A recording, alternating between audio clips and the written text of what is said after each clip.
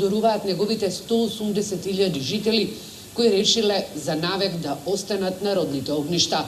А луѓето си имаат своји потреби, меѓу нив доминира потребата за квалитетна вода.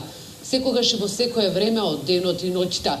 Владата на пријателска Република Словенија со 1.250.000 евра му помогна на Штип за неговата филтер станица да може да ја прифати и квалитетно преработи водата од хидросистемот Злетовица.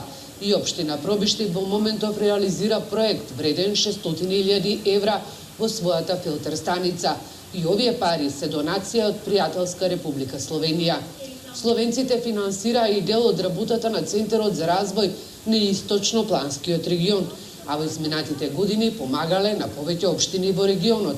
За овој пријателски гест за поддршката на нашите општини, регионалниот центар на новинари Исток на Република Словенија и го доделува признанието докажан пријател на регионот.